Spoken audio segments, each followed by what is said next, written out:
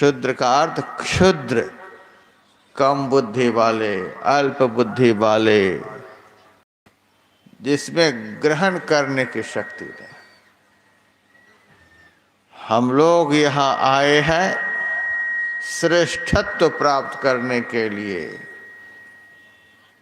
महानता को प्राप्त करने के लिए, उच्च स्तरीय ज्ञान को अपने जीवन में धारण करने के लिए।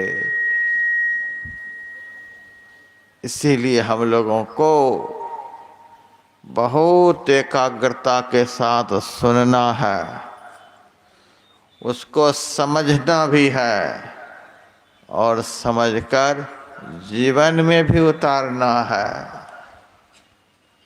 आज के बाद मैं आप लोगों को सुनाने के लिए नहीं आ पाऊंगा। कल मुझे साहबगंज जिला में जाना है। वहाँ के लोग भी बहुत विशाल आयोजन किए हैं। शायद आप में से कोई जाएंगे तो देखेंगे कितना बड़ा वह कार्यक्रम है। तो आज भर ही इसीलिए हाथ जोड़ करके जो कुछ भी मैं सुनाने के लिए जा रहा हूँ, सुनने का प्रयास करेंगे। हमको खुशी होगी, हमको आनंद होगा। हम यहाँ साटा पर नहीं आए हैं, इतनी देर सुनाएंगे तो इतने रुपए लेंगे।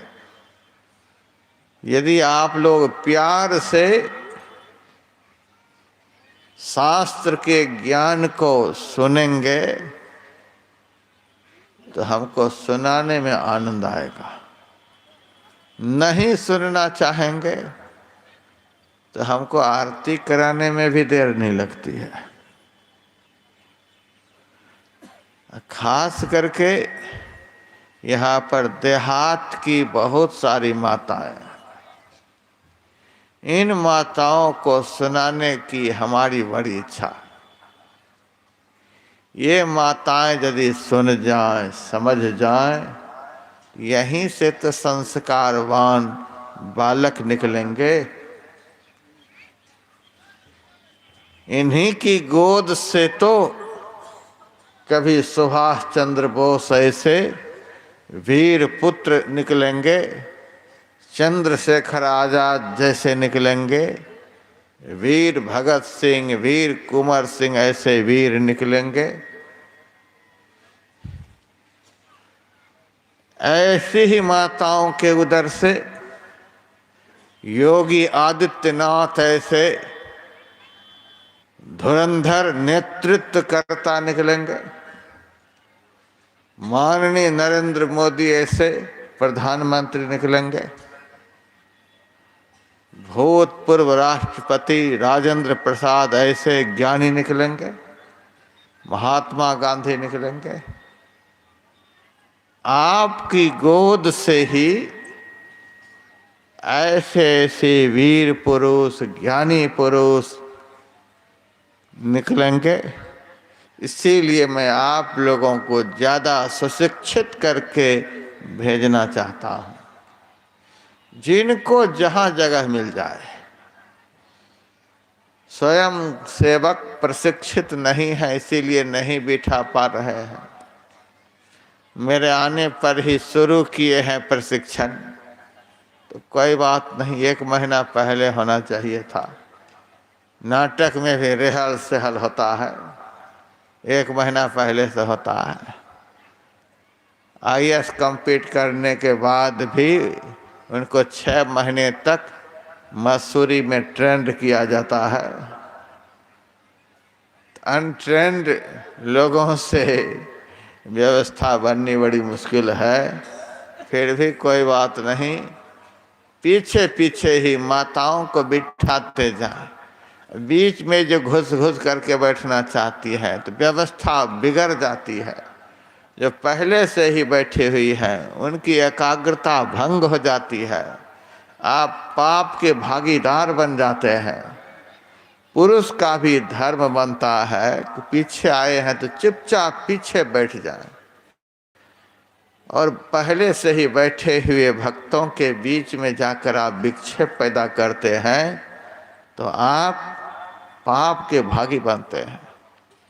आप कुछ समझने का प्रयास करें, जीवन में उतारने का प्रयास करें, अपने जीवन की दिशा और दशा को बदलने का प्रयास करें। कब तक इस तरह से आप लोग चलेंगे?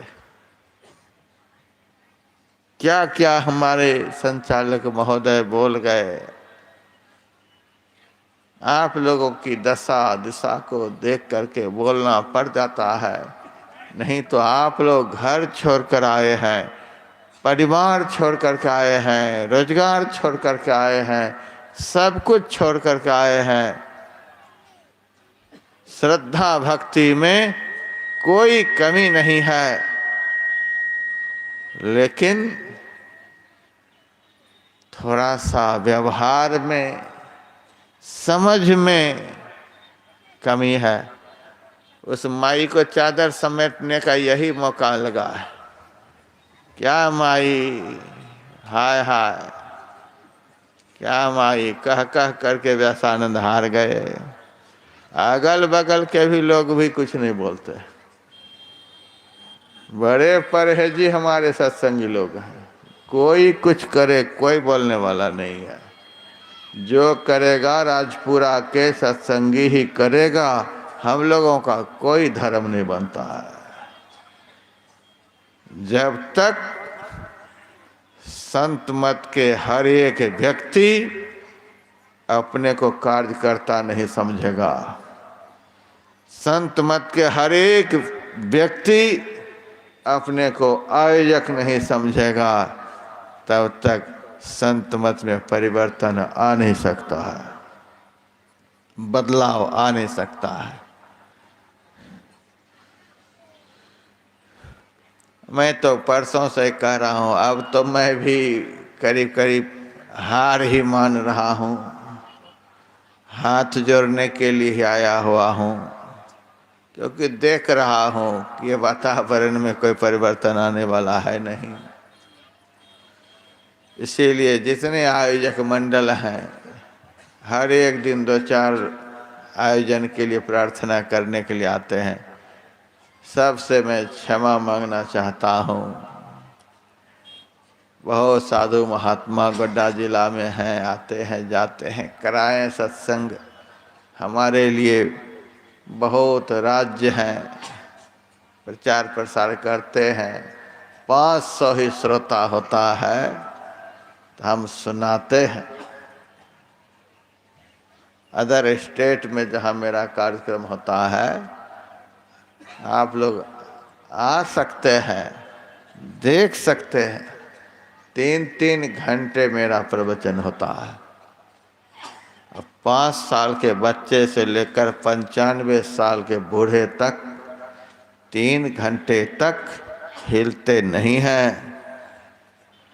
और कब कौन आकर के बैठ गए किसी को पता भी नहीं चलता है। पीछे के लोग पीछे ही बैठते चले जाते हैं। यहाँ देखिए, कूदती ही वो मैया आ रही है और कोई उनको बिठाने वाला नहीं है, कोई कहने वाला नहीं है। तब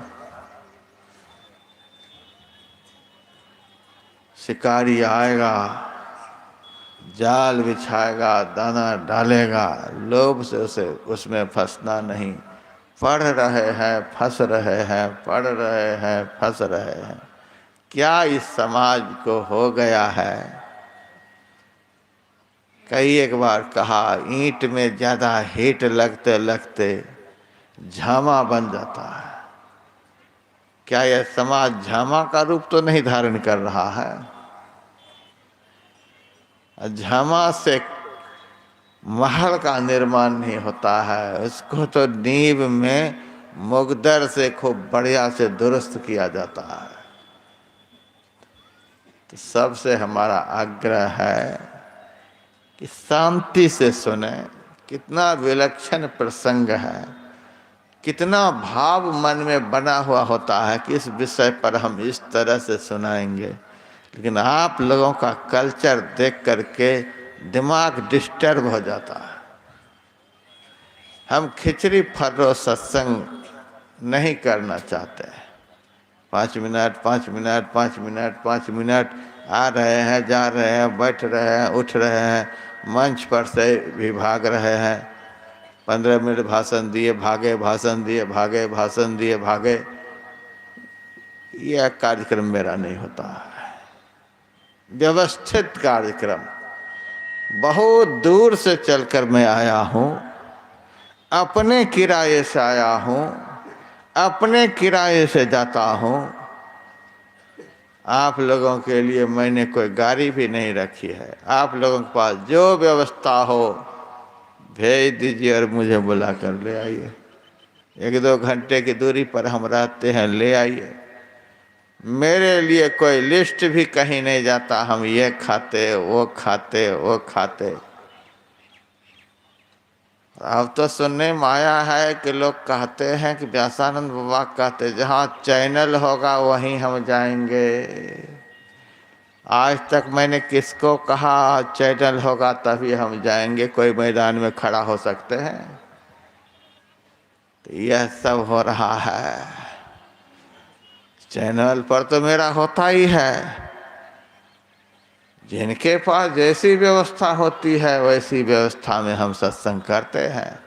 हमारे पास तो चैनल वाले भी लाइन में लगे हैं, बिना चैनल वाले भी लाइन में लगे हैं। और यहाँ भी देख रहे हैं 4-4 कैमरे लगे हुए हैं। देश विदेश में सीधा प्रसारण हो रहा है। लेकिन देश विदेश के लोग क्या समझते होंगे कि व्यासानंद बाबा गोबर में तो घी डालने के लिए नहीं गए हैं? क्या सोचते होंगे ये सब देख करके? सब सुनते होंगे। इज्जत बचा लीजिए आप लोग संत मत की, नहीं तो अब तक में कितना मैं आप लोगों को सुना दिया होता और क्या क्या मुझे बोलना पड़ रहा है। थोड़ा सा भी दर्द आना चाहिए आप लोगों को, खास करके माताओं को। माताओं के दिल में बहुत दर्द होता है, लेकिन यहाँ दर्द बहुत कम है। स्वयं सेवक जमदूत की तरह होना चाहिए। कोई समझौता नहीं। बैठना है तो बैठना है, नहीं तो हाथ पकड़कर बाहर कर दीजिए। सठे साठ्यम समाचरित नीति शास्त्र कहता है।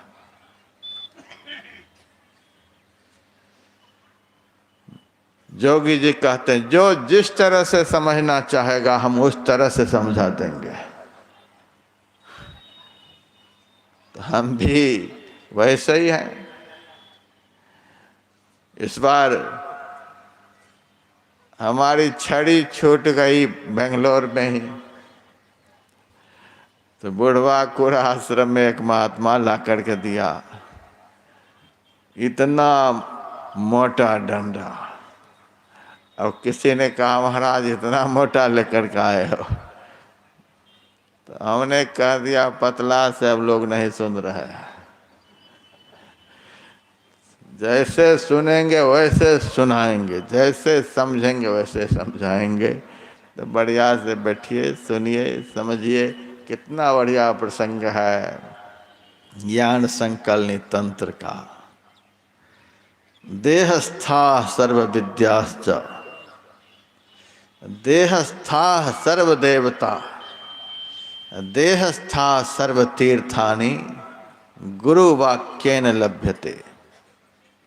ऋषि कहते हैं इस शरीर के अंदर में सब विद्याएं,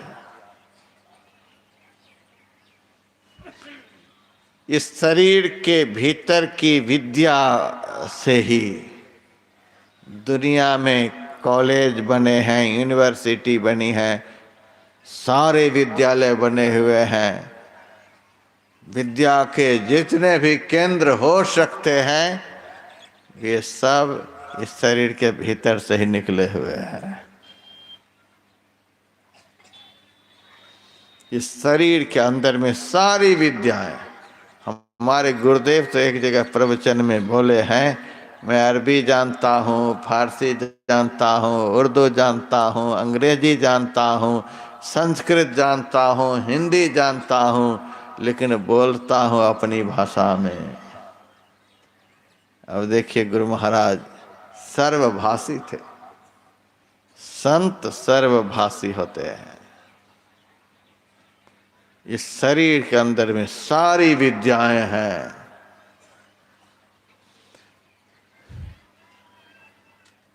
और इस शरीर के भीतर में सब देवता भी हैं। जिन देवताओं का दर्शन करने के लिए हम मंदिरों में जा रहे हैं, तीर्थों में जा रहे हैं, आपको कहीं भी जाने की जरूरत नहीं। आप लोगों के पैसे को, मेहनत को बचाने के लिए मैं आया हूं। सब देवता आपके अंदर में है।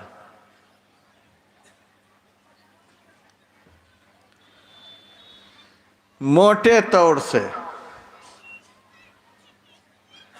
आपकी आंखों में सूर्य भगवान बैठे, तभी आप देख सुन रहे हैं। आपके कान में 10 दिक्पाल बैठे हुए हैं। आपके मुंह में अग्निदेव बैठे हुए हैं। जीभ में वरुण देव बैठे हुए हैं। नासिका में अश्विनी कुमार बैठे हुए हैं। आपके हाथ में स्वर्ग के राजा इंद्र बैठे हुए हैं। आपके पैर में वैकुंठ के मालिक विष्णु भगवान बैठे हुए हैं। कहिए कहाँ कहाँ कितने बड़े बड़े देवता बैठे हैं। शास्त्रों में लिखा हुआ है, जहां से मल का त्याग होता है उस स्थान को गुदा चक्र कहते हैं। वहां गणेश जी बैठे हुए हैं। जहां से मूत्र का त्याग होता है उस स्थान पर ब्रह्मा जी बैठे हुए हैं। फिर नाभि में भी विष्णु भगवान बैठे हुए हैं। हृदय में शिव जी बैठे हुए हैं। कंठ में सरस्वती जी बैठी हुई है। मन में चंद्रमा, बुद्धि में ब्रह्मा, चित्त में वसुदेव और अहंकार में रुद्रदेव बैठे हुए हैं। 7 दीप पृथ्वी 9 खंडा, घट में देखा सकल ब्रह्मंडा। 7 द्वीप 9 खंड, जितने पहाड़ हैं, जंगल हैं, नदियां हैं, समुद्र हैं, लताएं हैं, वनस्पतियां हैं, इस शरीर के भीतर में सब है। नरक में जाने का रास्ता है, स्वर्ग में जाने का रास्ता है, वैकुंठ में जाने का रास्ता है, मोक्ष में जाने का रास्ता है, राष्ट्रपति बन जाने वाला संसाधन है, प्रधानमंत्री बन जाने वाला संसाधन है, मुख्यमंत्री बन जाने वाला संसाधन है, डीएम, एसपी, डीएसपी बन जाने वाला संसाधन है। हमारे दीनानाथ बाबू आए हैं, ये वकालत पहले करते थे।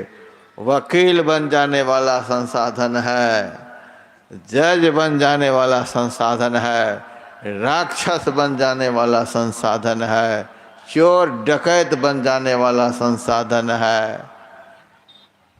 और यदि संत मत सत्संग के नियमानुसार ज्ञान को कोई जीवन में धारण कर ले तो परमात्मा भी बन जाने वाला संसाधन है।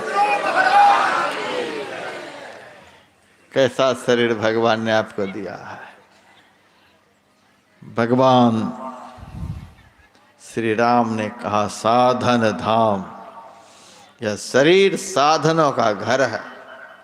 साधन कहते हैं व्यवस्था को, सब तरह की व्यवस्था इस देह के अंदर में है, लेकिन व्यवस्था का लाभ समय से लेना होता है। जहाँ मेरा निवास है उस निवास स्थान पर से 2-2.5 किलोमीटर हम सुबह सुबह टहलने के लिए जाते हैं और सड़क के दोनों किनारे देखते हैं। उनको देखिए,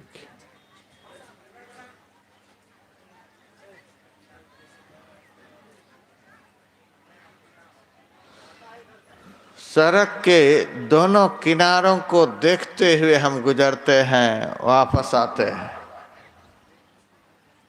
खूब बढ़िया बढ़िया कद्दू लगा हुआ है, खीरा है, तो मक्की है, धनिया है, बहुत कुछ है। और बिजली का भी प्रबंध है और पानी का भी प्रबंध है। इतना प्रबंध होने पर भी यदि किसी की फसल जल जाए तो क्या कहेंगे? व्यवस्था का लाभ नहीं ले पाया। खेत में पानी भी है, बिजली का कनेक्शन भी है, पौधे भी लगे हुए हैं, पानी समय से क्यों नहीं दे रहे हैं? कहा वर्षा जब कृषि सुखाने, तो जैसे किसान लोग खेती करते हैं तो संसाधन का लाभ समय से ले लेते हैं तो फसल अच्छी होती है।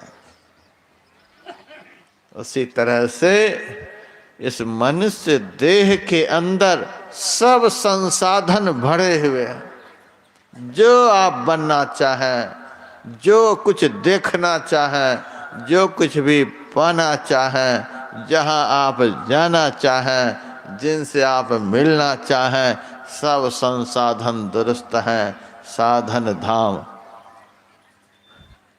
लेकिन उस संसाधन का लाभ समय से ले लेना चाहिए।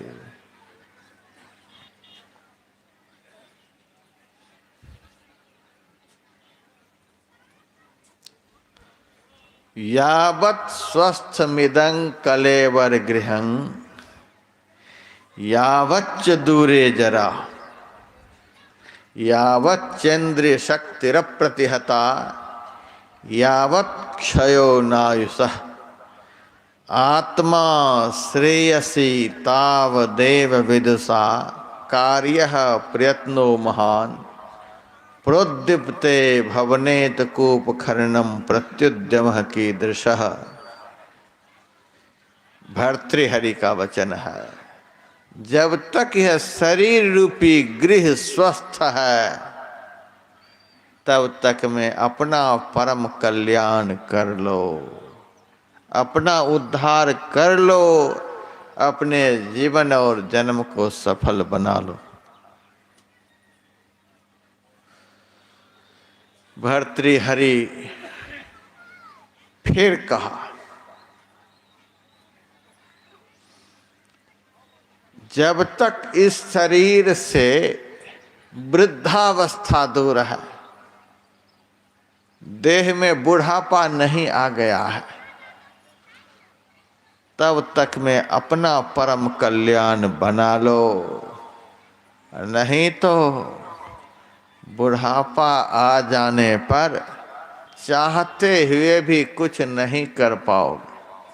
हाँ, भजन करते करते यदि कोई बूढ़े हो गए हैं तो उनकी बात मैं नहीं करता, परंतु जो बिना भजन किए बूढ़े हो गए हैं तो बुढ़ापे में कुछ कर पाना बहुत मुश्किल है। अंगं गलितम पलितम मुंडं दसन विहीनं जातं तुंडं कर धृत कंपित शोभित दंडं तदपि न मुंचत्याशा पिंडम। बुढ़ापे में मन में वासना की आग लग जाती है। यह करें, वह करें, वहां जाएं, ये खाएं, वे पिएं, वासना की आग लग जाती है।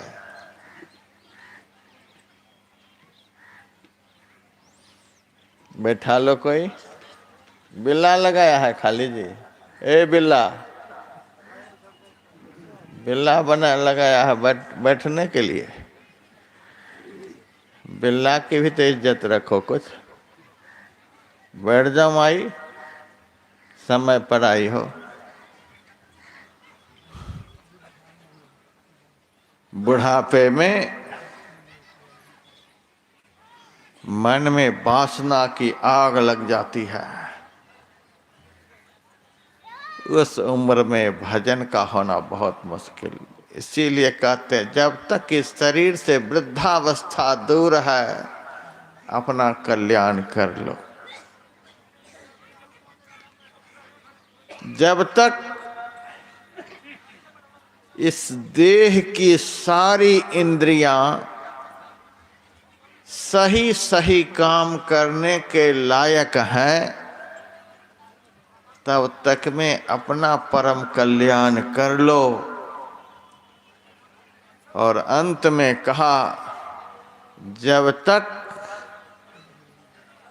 मृत्यु का आक्रमण नहीं हो गया है, मौत सामने न आ गई है, मौत के मुंह में जाने से पहले ही मौत के माथे पर पैर रख करके परम धाम सिधार जाओ।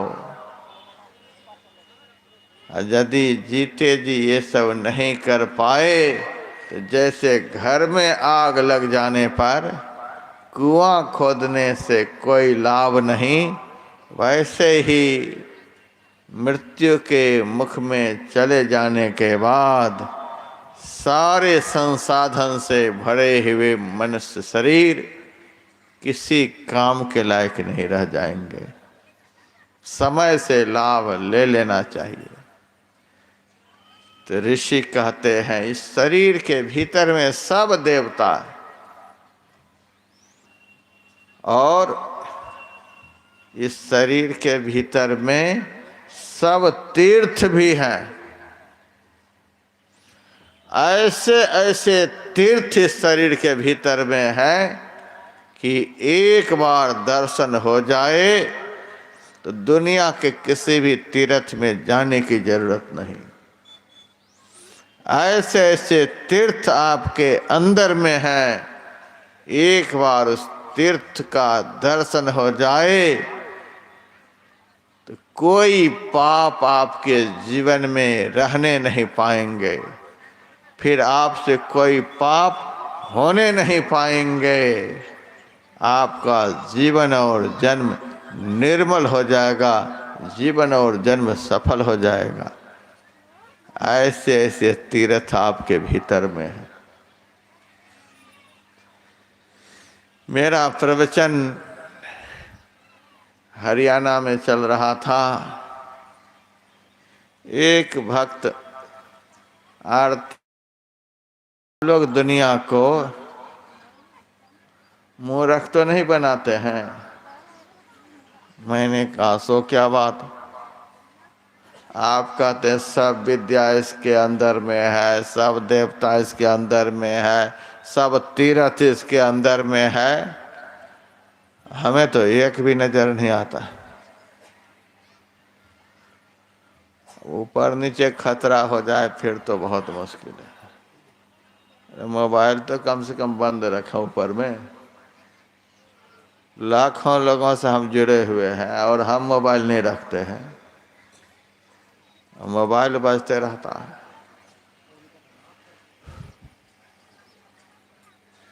सुनिए बढ़िया से।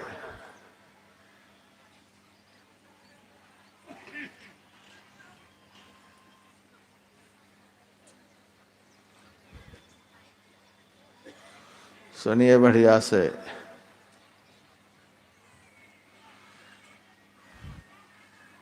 सब कुछ हमारे भीतर में है। और आदमी मेरे से प्रश्न करता है हम तो आंखों को बंद करते हैं तो भीतर में कुछ भी नहीं दिखलाई देता है। कब से आंखों को बंद करते आ रहे हैं, लेकिन कुछ भी नजर नहीं आता है। शायद आप लोग भी सोचते ही होंगे, दीक्षा लिए हुए 40 साल हो गए, 30 साल हो गए, 20 साल हो गए, ध्यान में महाराज जी कुछ भी नजर नहीं आता।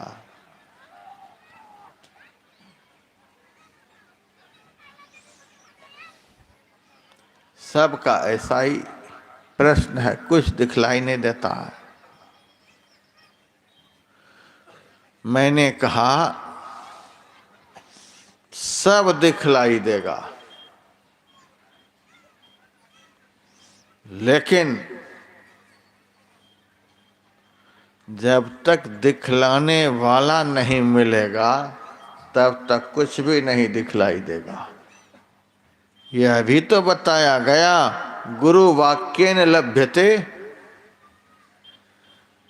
गुरु के उपदेश से ही, गुरु के ज्ञान से ही, गुरु के बताए रास्ते पर चलने से ही देह स्थित विद्या, देवता और तीर्थ जाने जाते हैं। गुरु के बिना कुछ भी नहीं देख पाएंगे। गुरु नानक देव जी महाराज की वाणी में है, जे सौ चंदा उग वही, सूरज चढ़ई हजार, एते चानन हो दिया, गुर बिन घोर अंधार। आसमान में सैकड़ों चंद्रमा का उदय हो जाए और दोपहर के सूरज हजारों की संख्या में उदित हो जाए, प्रकाश बहुत हो जाएगा, एते चानन हो दिया। लेकिन यदि संत सदगुरु का ज्ञान आपको नहीं मिला है, इतना प्रकाश के होने पर भी आपके भीतर का अंधकार दूर नहीं होगा, आपका अज्ञान नहीं मिटेगा। हम बचपन में कभी कभी नाटक देखने के लिए जाते थे।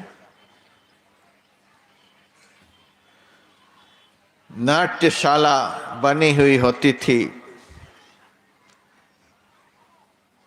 पर्दे लटके हुए होते थे, सबसे फ्रंट पर का पर्दा काला रंग का होता था और मैदान में देखने वाले बैठे हुए होते थे, लेकिन नाटक नहीं शुरू हुआ है। हम आसपास बैठे हुए लोगों से पूछते कि नाटक कब शुरू होगा, तो लोग कहते कि देखना है तो चुपचाप बैठे रहो, जब शुरू होगा तब शुरू होगा। बैठे हैं, जब ढिढोरा पीटा गया है, सब जगह प्रचार प्रसार हुआ है कि नाटक होगा नाटक होगा, तो ऐसे थोड़े प्रचार प्रसार हुआ है। और ढोल ढमाके भी हो रहे हैं, पर्दे भी टंगे हुए हैं, तो नाटक तो होगा ही, लेकिन समय से होगा। बैठे रहो। कुछ देर के बाद फिर बाल बुद्धि होने के कारण 10 साल के हम थे, अब तक शुरू नहीं हुआ है, तब बड़े लोग बिगड़ जाते, जाना है तो जाओ यहाँ से, देखना है तो बैठे रहो। तब हम कहते नाटक शुरू क्यों नहीं हो रहा, आप शुरू करवाइए। तब लोग कहते नाटक शुरू करवाना मेरे हाथ के बस की बात नहीं है। वहाँ पर नाटक दिखलाने वाले, नाटक शुरू करने वाले डायरेक्टर बैठे हुए हैं। वे जब हुसिल बजाएंगे, पर्दा खींचेंगे, उसके बाद नाटक शुरू हो जाएंगे। देखना है तो बैठे रहो। ताटक नाटक घंट बजावत श्रवण सुधारी धरो, तो ऐसो मन गगन में मगन रहो। बैठे रहो। बैठा रहता था, ऊब जाता था, लेकिन बड़े लोग नहीं उबते थे। हमारी उम्र के बच्चे सब उब जाते थे। कच्चे साधक जो होते हैं 10 मिनट ध्यान लगाते हैं, 15 मिनट ध्यान लगाते हैं, उब जाते, बाबा कुछ नजर नहीं आता, कुछ नहीं दिखलाई देता है। कच्चे उब जाते हैं, अब पक्के श्रवण सुधारी धरो, लगन लगाए बैठे रहते हैं। लगन उनसे अपनी लगाए हुए हैं, जो मुद्दत से दिल को चुराए हुए हैं। बैठे रहते हैं, पक्के बैठे रहते हैं। कच्चे भागम भाग भागम भाग, ना तो उनको बैठने में देर और ना उठने में देर और ना भागने में देर। कच्चे ध्यानी कब बैठेंगे, कब उठेंगे, कब भागेंगे पता नहीं। कच्चे सत्संगी कब पंडाल में घुसेंगे, कब निकलेंगे, कब भागेंगे पता नहीं। यहाँ तो कच्चे पक्के की बात है। इतने झीने पर्दे हैं, सामियाना, सूरज का ताप नीचे तक पड़ता रहता है। हमारा तो थोड़ा सा वाटर प्रूफ है, लेकिन मैदान में देख रहा हूँ सूरज का ताप नीचे तक। कैसे हमारे सत्संगी भाई बहन बैठे हुए हैं। दर्द तो होता ही है। अमृतसर गए होंगे आप लोग महाधिवेशन में। 25 लाख दिए थे पंडाल बनाने वाले को, 25 लाख। और बेंगलोर भी महाधिवेशन में गए होंगे, 1 करोड़ खर्च किए थे। पूरा पंडाल एसी था। लोग सोचते थे मई के महीने में सत्संग रखे हैं। बिहार झारखंड से पंखा ले लेकर के लोग गए हुए थे। जब वहाँ 80 एसी, हाई क्वालिटी की एसी चलते, तो अगल बगल चादर कंबल लोग खोजने लग जाते। इतने आदर से हम सत्संग कराते हैं। मैं यदि यहाँ रहता आयोजक में, तो भंडारे के चूल्हे में पानी डाल देता। मैं यदि रहता तो भंडारे के चूल्हे में पानी डालता, चेला को उठा करके गुरु के पास पहुंचा देता, चावल दाल बेच करके बहुत सुंदर पंडाल बनवाता, ताकि लोग आराम से आरती तक बैठते, सूरज का ताप महसूस नहीं होता। लेकिन सारी सुविधाएं हमारे सत्संगी भाई बहनों के ये भंडारे छीन लेते हैं। सारी सुविधाएं भंडारे छीन लेते हैं।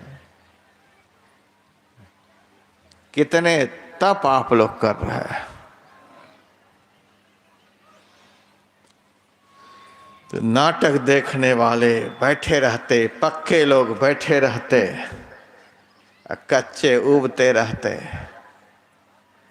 तब मैं कहता अब कब शुरू होगा। बड़े बूढ़े कहते काहे के लिए मेरा सिर खा रहा है, जाओ यहाँ, अब शुरू होगा। बड़े की बात को मान करके बैठे रहते। तब डायरेक्टर देख लेता कि भीतर के सारे लोग सज चुके हैं और देखने वाले भी मैदान में भर चुके हैं। तब धीरे से हुसील बजाते, हुसील के बजते ही सबको विश्वास हो जाता कि अब पर्दा उठने वाला है। डायरेक्टर धीरे धीरे रस्सी को नीचे की तरफ खींचते। आप नाट्यशाला के पर्दे के दृश्य को देखिएगा, पर्दा ऊपर से नीचे नहीं गिरता है, वहाँ नीचे से ऊपर की तरफ पर्दा जाता है। रस्सी को नीचे खींचते हैं और पर्दा ऊपर की तरफ, और 1 मिनट में नहीं खींच लेते। डायरेक्टर भी बड़े कमाल के होते हैं, धीरे धीरे धीरे धीरे खींचते हैं, पर्दा उठता जाता है। संत तुलसी साहब ने भी लिखा है, समशील लील अपील पेले, खेल खुली खुली लखी परे, नित नेम प्रेम प्यार पियू कर, सुरत सजी पल पल भरे। खेल खुली खुली लखी पर, एक ही बार में नहीं खुल जाएंगे, धीरे धीरे धीरे धीरे। काला पर्दा सामने का धीरे धीरे ऊपर उठता जाता और अंदर का रंगीन पर्दा दिखना शुरू हो जाता। जैसे जैसे काला पर्दा ऊपर उठता जाता है, वैसे वैसे रंगीन पर्दा दिखता जाता है। घंटों से जो मैदान में बैठे बैठे बोर हो रहे थे, पर्दा के उठते ही, रंगीन पर्दा के सामने आते ही बोरपन सब खत्म। साधक ध्यान के समय इसीलिए बोर हो जाता, परेशान हो जाता, उसे कुछ दिखलाई नहीं देता, कुछ दिखलाई नहीं देता है, इसीलिए बोर हो जाता है। जब दिखना शुरू हो जाता है, फिर तो संत कबीर साहब कहते हैं, भजन में होत आनंद आनंद, बरसद विसद अमी के बादर, भीजत हैं कोई संत, भजन में होत आनंद आनंद। कहे कबीर आनंद भयो है, बाजत अनहद ढोल रे, घूंघट के पट खोल रे, तो को पीव मिलेंगे। सामने का पर्दा हटता जाता है, अंदर का पर्दा निकलता जाता है और साधक का आनंद बढ़ता जाता है। जैसे पर्दा पूरा का पूरा उठता है, गुरु महाराज की वाणी में, तम फटे ज्योति भरे, आकाश का तू सैर कर, शब्द अनहद सार में मिल लहल सत पद को सही, सुख मन के झीना नाल से अमृत की धारा बही रही, मीन सूरत धार धर भाठा से सीरा चरी रही। वह रंगीन पर्दा क्या है? वह प्रकाश है। काला पर्दा क्या है? वह अंधकार है। जब तक अंदर का काला पर्दा हटेगा नहीं, रंगीन पर्दा दिखेगा नहीं, तब तक देह के अंदर सारी विद्याएं हैं उसका पता चलेगा नहीं। जब तक काला पर्दा हटेगा नहीं, रंगीन पर्दा दिखेगा नहीं, तब तक देह के अंदर जो सब देवता विराजमान हैं किसी का दर्शन होगा नहीं। जब तक काला पर्दा हटेगा नहीं, रंगीन पर्दा दिखेगा नहीं, तब तक शरीर के भीतर जो सारे तीर्थ हैं किसी तीर्थ का दर्शन होगा नहीं। काला पर्दा को कौन हटाएगा? कैसे हटेगा? तो उस हटाने वाले का ही नाम गुरु है। अभी का प्रतिपाद्य विषय गुरु की महिमा है। जो उस काला पर्दा को हटा दे उसी को सच्चा गुरु कहते हैं। आप लोगों से कोई पूछे कि दिन रात गुरु गुरु गुरु, दिन भर सत्संग में जयकारा ही, तो गुरु का क्या अर्थ होता है बताओ तो?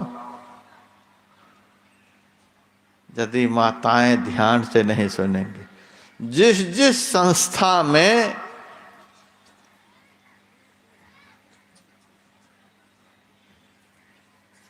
ये देखिए प्रसाद लेकर के आए, बैठ जा। जिस जिस संस्थाओं में माताएं कारगर हैं उस संस्था का बहुत तेजी से विकास हुआ है। माताओं बहनों, मैं आप लोगों के ऊपर ज्यादा बोल रहा हूं, इसलिए बोल रहा हूं आपके द्वारा किसी भी संस्था का बहुत तीव्र गति से विकास होता है, क्योंकि आपके अंदर 7 गुण हैं।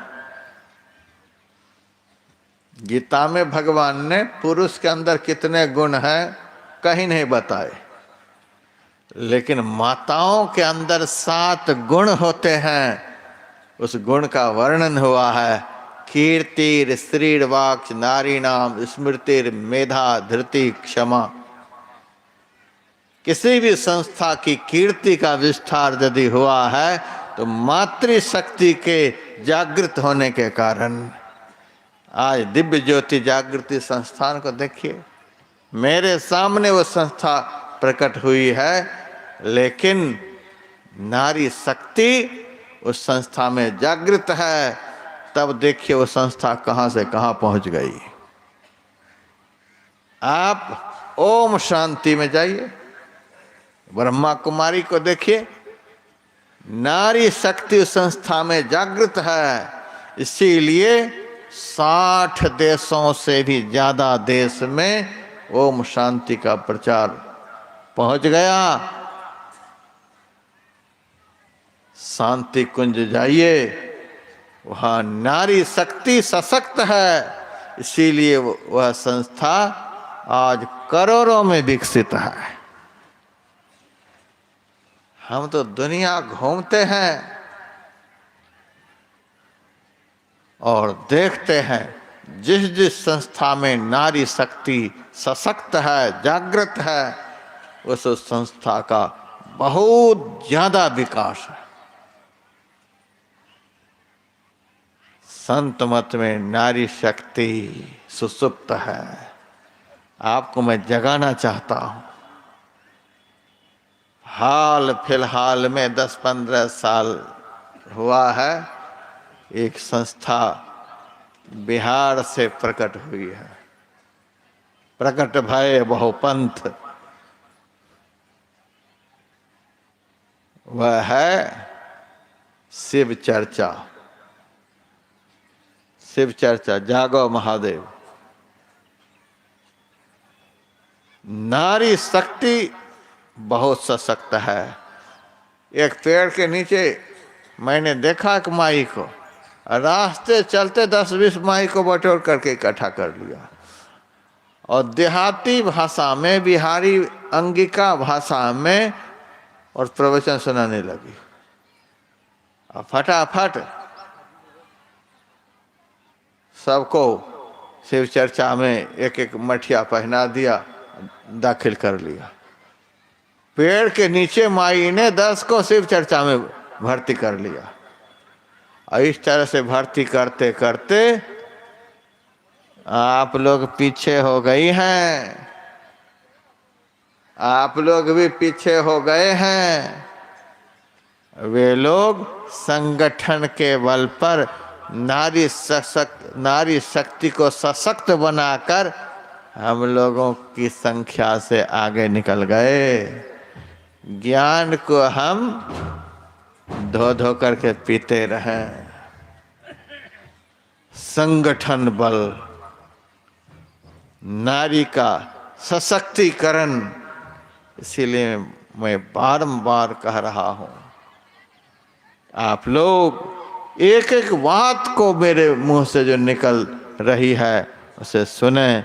आप लोगों से कोई पूछेंगे कि गुरु का क्या अर्थ, क्या जवाब देंगे? यदि प्रवचन के समय चादर ही समेटते रहेंगे तो क्या जवाब देंगे? प्रवचन के समय इधर से उधर घूमते रहेंगे, निकल जाएंगे, बैठ जाएंगे तो क्या जवाब देंगे? कोई जवाब नहीं। तो क्या सुनकर आए 3 दिनों में? गुरु का क्या अर्थ होता है माताओं से मैं पूछूंगा, लेकिन अभी पूछने का समय नहीं, मैं ही बता देता हूं। गुरु शब्द में 2 अक्षर होते हैं। मंत्रराज इदं देवी गुरु रित्यक्षरद्वयम्, 2 अक्षर वाला गुरु शब्द यह महामंत्र है। स्मृति वेद पुराणानाम सारमेव न संशय है। स्मृति वेद पुराणों का यह सार है, इसमें कोई संशय नहीं है। सप्तकोटि महामंत्रा चित्त विभ्रंशकार का एक एव महामंत्रो गुरु रित्यक्षरद्वयम्, 7 करोड़ महामंत्र हैं, उनमें से एक गुरु मंत्र जो है तत्काल फल देने वाला है।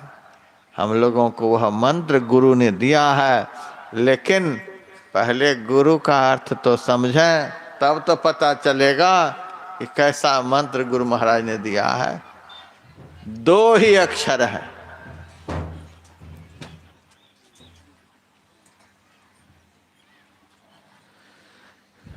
महात्माओं को भी कंट्रोल करना इस मत में बहुत मुश्किल है।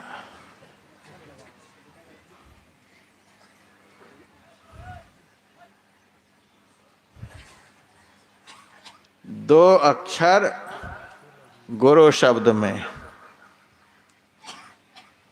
ग ह्रस्व उकार, र ह्रस्व उकार, संक्षेप में गु और रू, 2 ही अक्षर है। आप लोग कहिएगा गुरु शब्द में 2 अक्षर है। आपसे कोई पूछेंगे कि गु का क्या अर्थ होता है? गु का अर्थ होता है गु नाम अंधकारस्य। गु का अर्थ होता है अंधकार। सड़क पर नहीं चले जाइएगा। गु का अर्थ अंधकार। रू का अर्थ दूर करने वाले, तन निरोधक। रू तन निरोधक, जो अंधकार को रोक दे, सामने नहीं जाने दे, खत्म कर दे, दूर कर दे, भगा दे, उसी को गुरु कहते हैं। जो शिष्य के अंदर के अंधकार को दूर भगा दे, नष्ट कर दे, समाप्त कर दे, मिटा दे, उसी को गुरु कहते हैं। अंधकार को मिटा देने वाला काम गुरु को छोड़कर संसार में कोई भी नहीं कर सकते।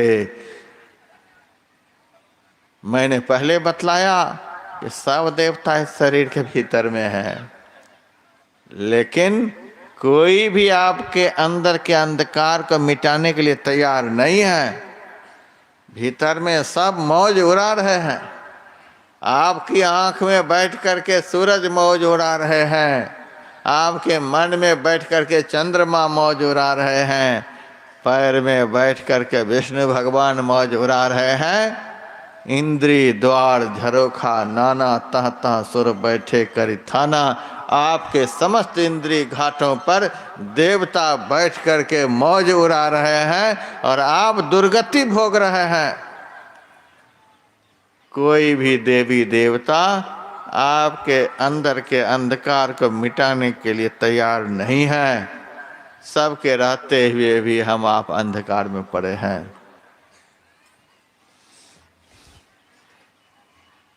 और हमारा धर्म शास्त्र कहता है कि ईश्वर भी हमारे अंदर में है। ईश्वरः सर्वभूतानां हृदय से अर्जुन तिष्ठति। ईश्वर समस्त भूत प्राणियों के अंदर में विराजमान है। परमात्मा हमारे अंदर में है, सब जानते हैं। सभी धर्म के लोग ऐसा कहते हैं कि परमात्मा हमारे अंदर में है, सबके अंदर में है।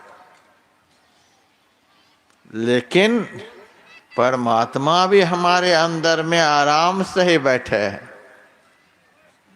घट घट अंतरी ब्रह्म लुकाइया, घट घट ज्योति समाई। प्रत्येक मनुष्य के अंदर में ब्रह्म लुकाइया। लुकाइया शब्द का प्रयोग गुरु नानक देव जी महाराज ने किया।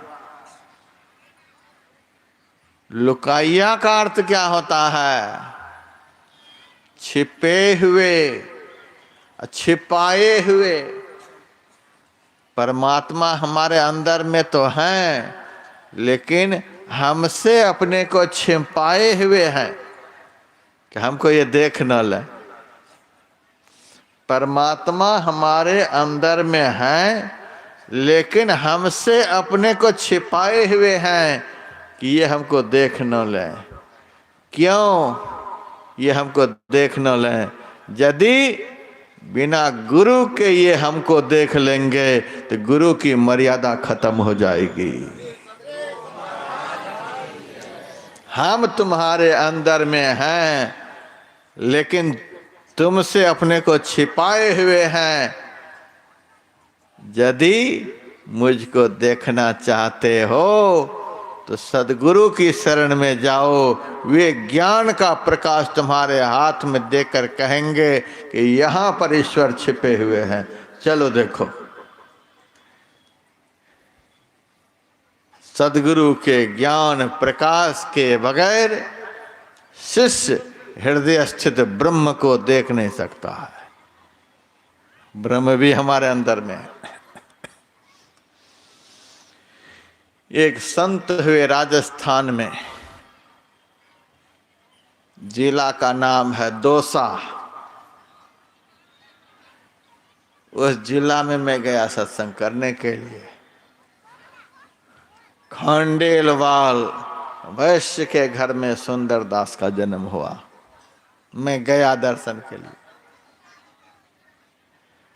इतना सुंदर सुंदर पद्य उन्होंने रचा है, आप पढ़िएगा। सुंदर विलास, बहुत सुंदर सुंदर पद्य। बहुत पद्य को सुनकर तो बहुत लोग घबरा जाते हैं। इतना जबरदस्त ईश्वर तत्व का उन्होंने खंडन कर दिया। गोविंद के किए जीव जात है रसातल को। सुनिए सुंदरदास जी की वाणी। उन माइयों को बिठाओ, कोई हाथ पकड़ के बिठाना होगा इनको, माई है ना। गोविंद के किए जीव जात है रसातल को, गुरु उपदेश है सो तो छूटे जम फंदत। गोविंद के किए जीव डूबत भव सागर में,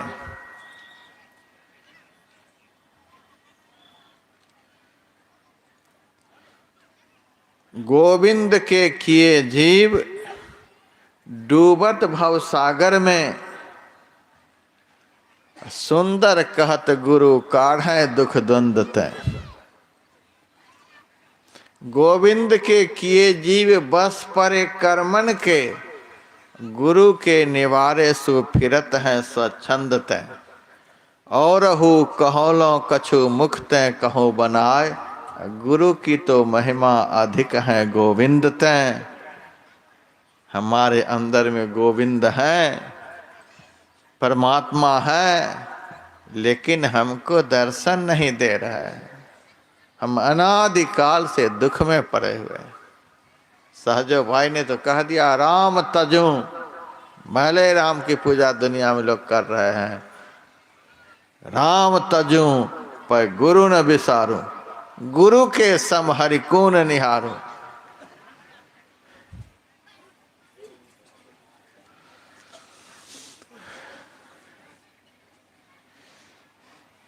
सहजबाई से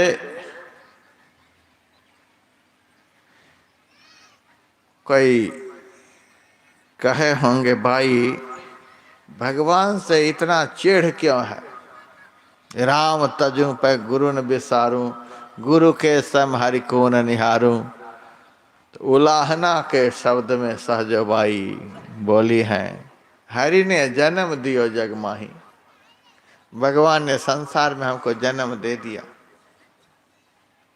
लेकिन जन्म मरण के चक्र को कहाँ छुड़ाए? चक्कर में डाल तो दिए, लेकिन चक्कर से छुड़ाए कहाँ? हरि ने जन्म दियो जग माही, गुरु ने आवागमन छुड़ाही। हरि ने मोसू आप छिपायो। भगवान दिन रात हमारे अंदर में रहते हैं, लेकिन अपने को छिपा करके रखते हैं। लेकिन गुरु दीपक दे ताहि दिखायो।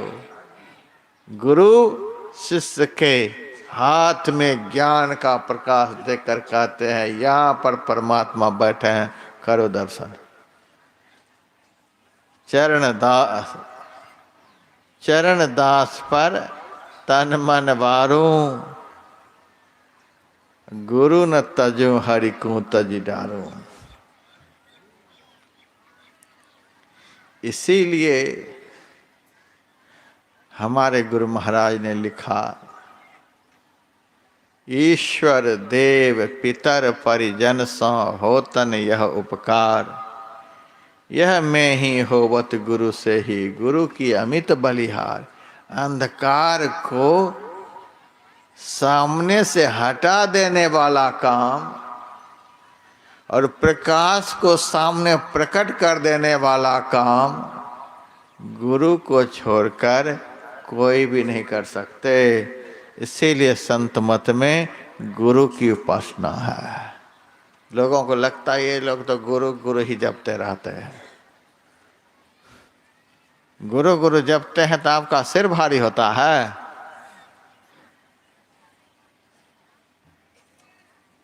अंधकार को हटा देने वाला काम, प्रकाश को प्रकट कर देने वाला काम और जन्म जन्म से छिपे हुए अंदर में परमात्मा को दिखला देने वाला काम गुरु को छोड़कर कोई कर ही नहीं सकता है।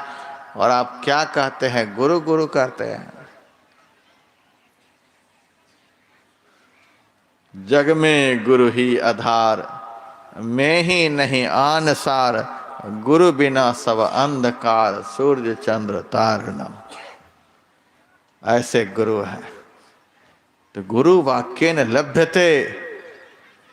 जब तक गुरु के ज्ञान के अनुकूल हम साधना नहीं करेंगे, तब तक अंदर में सब विद्या है, सब देवता है, सब तीर्थ है, इसका ज्ञान नहीं होगा। थोड़ा सा विचार करके देखें, हमारे अंदर में विद्या किधर है? नीचे की तरफ है कि ऊपर की तरफ है? अवश्य ही हमारे शरीर के अंदर में विद्या है, लेकिन जहाँ विद्या है वहाँ जाएंगे तभी तो विद्या का दर्शन होगा। अवश्य ही शरीर के अंदर में सब देवता है, लेकिन शरीर के भीतर में जहाँ देवता है वहाँ जाएंगे तब तो दर्शन होगा। अवश्य शरीर के भीतर में सारे तीर्थ हैं, लेकिन भीतर में सारे तीर्थ जहाँ हैं वहाँ जाएंगे तभी तो दर्शन होगा। एक गोताखोर समुद्र की तलहटी से बाहर निकला और जो बाहर में खड़ा था वह कहता है, जब तू अंदर में जाता है, रत्नों को ढूंढता है, तो अंदर में कैसा लगता है बताओ तो? गोताखोर ने कहा, अंदर में कैसा लगता है तो अंदर जाने पर ही पता चलेगा, यहाँ से थोड़े पता चलेगा। नहीं नहीं, यहाँ पता चला, यहाँ नहीं चलेगा। वहाँ कैसा लगता है, यदि यह देखना चाहता है, वहाँ के दृश्य का अवलोकन करना चाहता है, तो ज़्यादा से ज़्यादा मैं इतना कर सकता हूँ तो तुम्हारा हाथ पकड़कर वहाँ ले जा सकता हूँ, चल मेरे साथ। नहीं नहीं, हमको तो डूबने में बड़ा डर लगता है। मैं बोरी डूबन डरी रही किनारे बैठ, जो अंदर में डूबने से डरेगा वह अंदर के इन सब दृश्यों का दर्शन नहीं कर पाएगा। डूबना पड़ता है। मैं मर्जीवा समुद्र का डुबकी मारी एक, मुट्ठी लाया ज्ञान की जामे वस्तु अनेक। जो अंदर में डूबे हैं, डूबने के लिए सीखे हैं, उन्होंने बताया है कि सब कुछ भीतर में है। तो गोताखोर कहता लेकर के चलता हूँ, चल मेरे साथ। उसी तरह से संत सदगुरु हाथ पकड़ करके, सहारा दे दे करके कहते हैं चल मेरे साथ, मैं दिखलाता हूँ कि अंदर में कहाँ क्या है। तो विद्या हमारे शरीर के भीतर में कहाँ है, पहले इसका पता चल जाए। देवता इस शरीर के भीतर में कहाँ है, यह पता चल जाए। और सारे तीर्थ हमारे भीतर में कहाँ है, उसका भी पता चल जाए। है सब कुछ, लेकिन इसका पता लगाना पड़ेगा। संतों ने, सदगुरुओं ने बताया है, शरीर देखने में 3.5 हाथ का लगता है, लेकिन भीतर से इसका बहुत जबरदस्त विस्तार है। और भीतर से इस शरीर का 2 भाग बना हुआ है। यह शरीर भीतर से 2 भागों में विभक्त है। आंख से नीचे का जो भाग है वह भाग बाहर में नहीं दिखलाई देगा। इस शरीर का 2 भाग जो है वो बाहर में नहीं दिखेगा। खीरा को देख रहे हैं आप लोग, बाहर से बिल्कुल चिकनी होती है, और जब टुकड़ा करेंगे तब उसमें भाग दिखलाई देगा।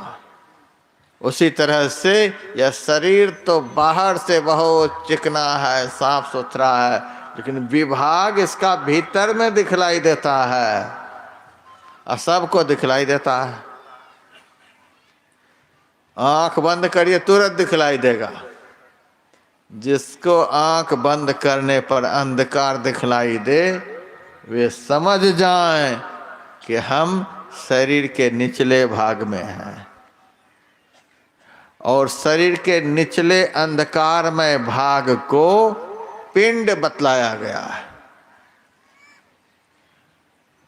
और जो भजन करने वाले अभ्यासी भक्त अंदर में प्रकाश का दर्शन करते हैं, तो अंदर का प्रकाश वाला जो भाग है उस भाग को ब्रह्मांड बतलाया गया है।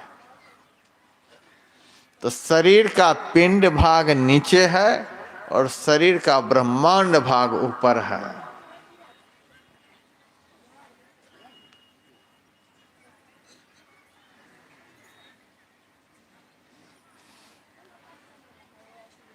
एक से एक घुसपैठी आते रहते हैं, क्या कहें।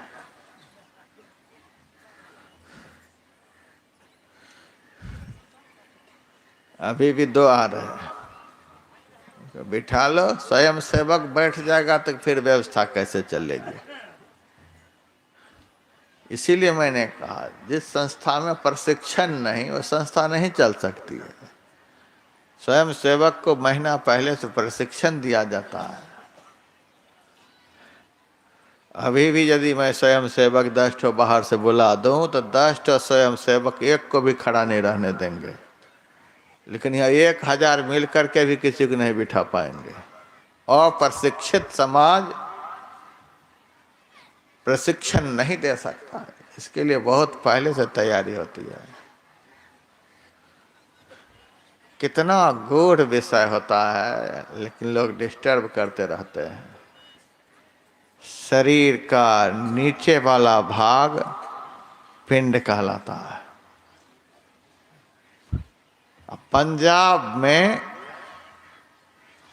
पिंड कहते हैं गांव को। गांव उसको कहते हैं जहां बहुत लोग रहते हैं, बहुतों का घर होता है। तो शरीर के पिंड भाग में बहुत लोग रहते हैं। उन लोगों का नाम क्या है?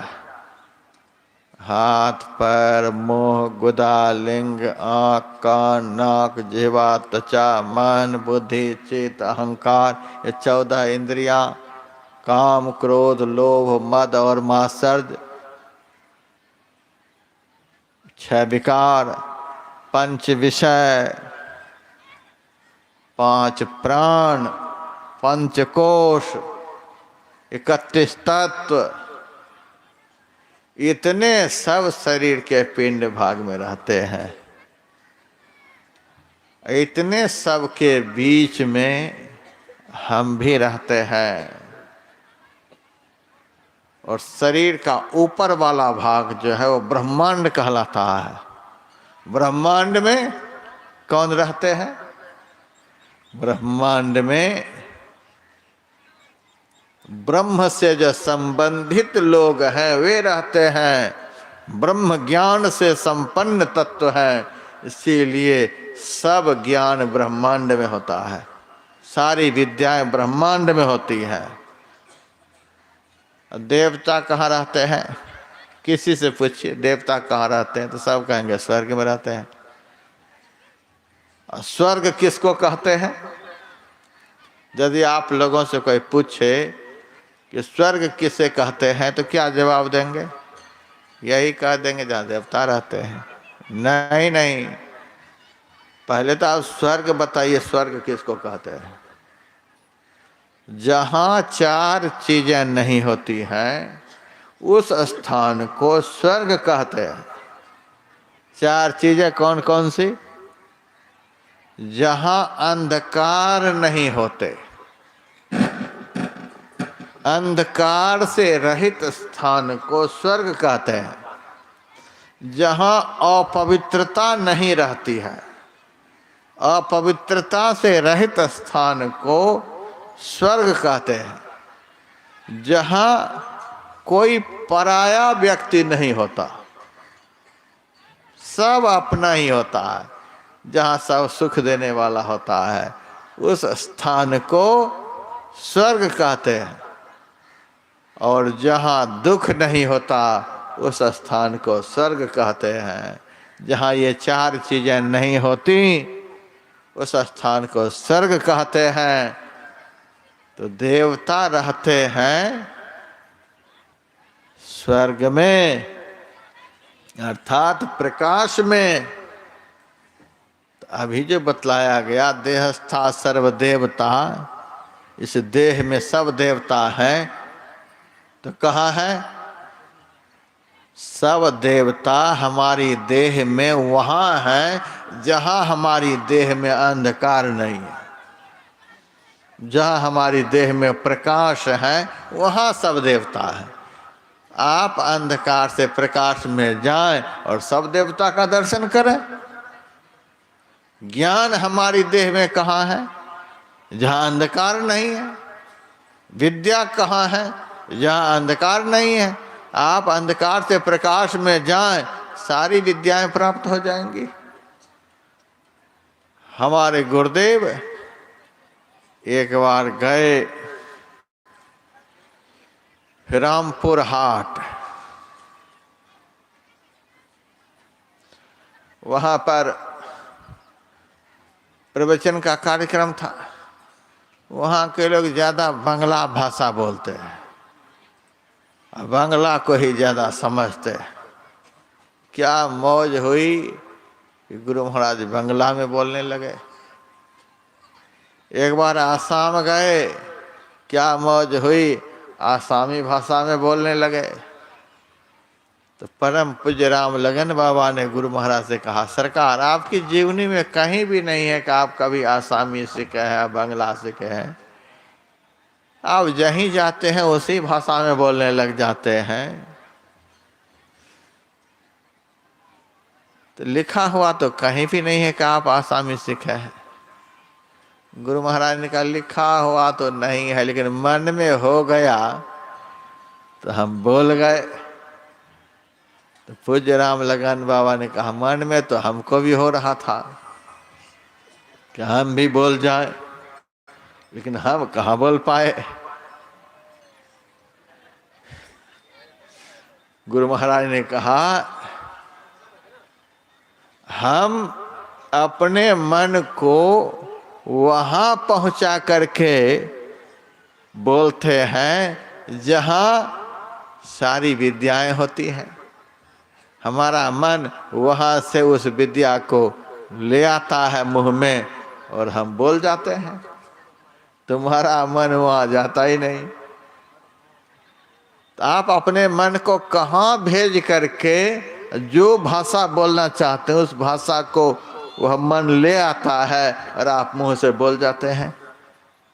गुरु महाराज ने कहा, संत कबीर साहब की वाणी में है, त्रिकुटी महल में विद्या सारा, घन हर गर्जे बजे नगारा। दोनों आंखों के मध्य स्थान को आज्ञा चक्र कहते हैं। 10वां द्वार उसी कहते हैं, सुषुम्ना कहते हैं, बिंदु कहते हैं, तीसरा तिल कहते हैं। बहुत नाम है उस स्थान का। तो दोनों आंखों के मध्य स्थान को आज्ञा चक्र कहते हैं।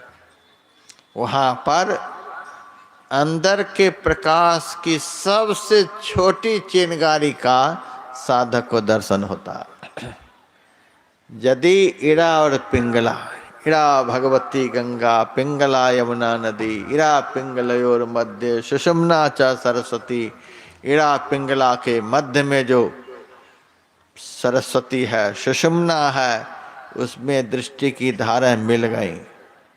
दोनों आंखों के मध्य मुकाबले यदि दृष्टि ठहर गई तो अंदर में सबसे पहला सूक्ष्म प्रकाश का दर्शन होगा। इतना वह प्रकाश सूक्ष्म है कि उसका विभाजन नहीं हो सकता।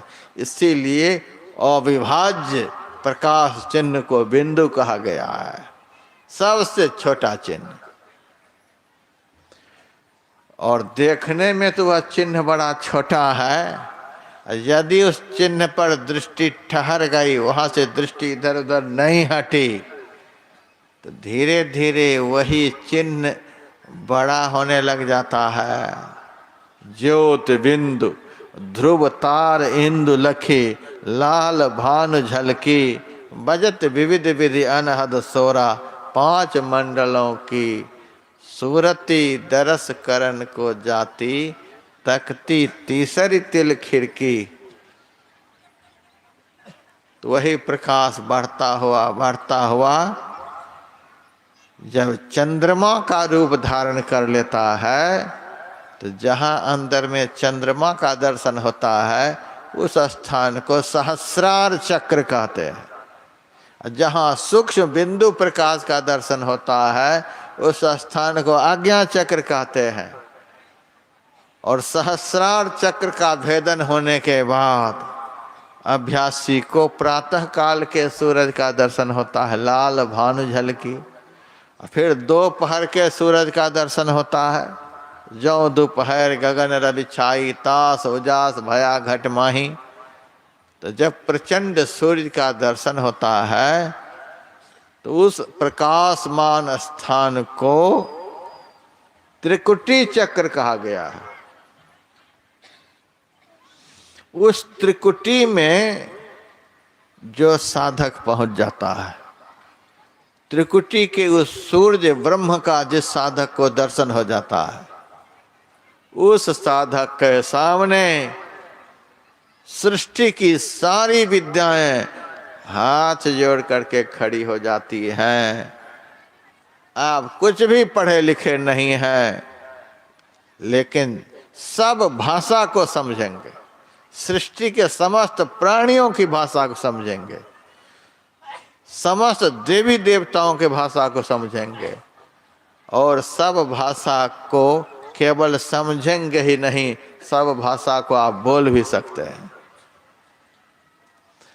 और आप जिनके माथे पर हाथ रख देंगे उनसे भी सब भाषा बुलवा सकते हैं। यह भी ताकत आपके अंदर आ जाएगी।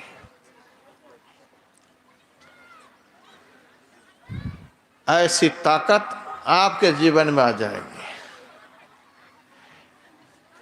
एक बार काशी में बहुत बड़ा संगठन तैयार किया ब्राह्मणों ने कि नगरी में बोल वाला तो हमारा है, लेकिन रैदास जी जाति के चमार दुनिया के लोगों में इनकी तूती बोल रही है, बड़ा नाम इनका हो रहा है। तो पढ़ा लिखा कुछ नहीं, ज्ञान ध्यान कुछ नहीं, और दुनिया में इनका बड़ा नाम फैल रहा है। तो दुनिया की निगाहों में इनकी अज्ञानता को, इनकी अज्ञता को हम लोग सिद्ध कर देते हैं। तब दुनिया के लोगों को पता चल जाएगा, अरे हम कहाँ फंसे पड़े थे, इनको तो कुछ नहीं आता है। तो कैसे इनकी अज्ञता सिद्ध की जाए? एक बहुत बड़ा भंडारा का आयोजन करते हैं, और उस भंडारे में आने के लिए सबको आमंत्रित करेंगे। रैदास जी को भी आमंत्रित करेंगे, कबीरदास जी को भी आमंत्रित करेंगे। और जहाँ भंडारे में लोग प्रवेश करेंगे वहाँ पर बहुत बड़े प्रकांड चतुर्वेदी ब्राह्मण को बिठाएंगे,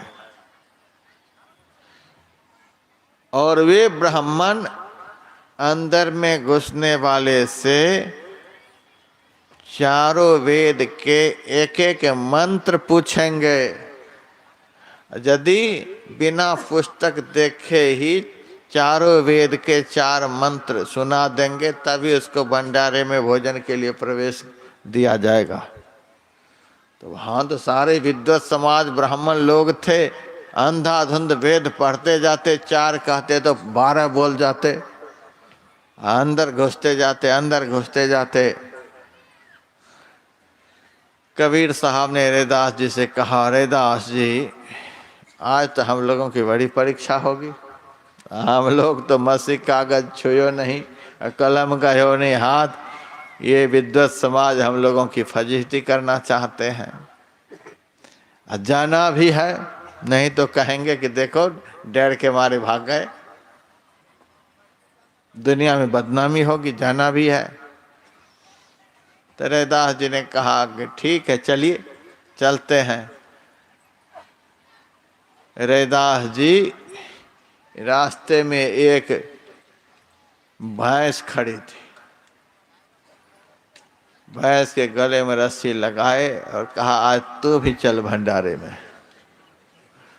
भैंस को भी साथ में ले लिए।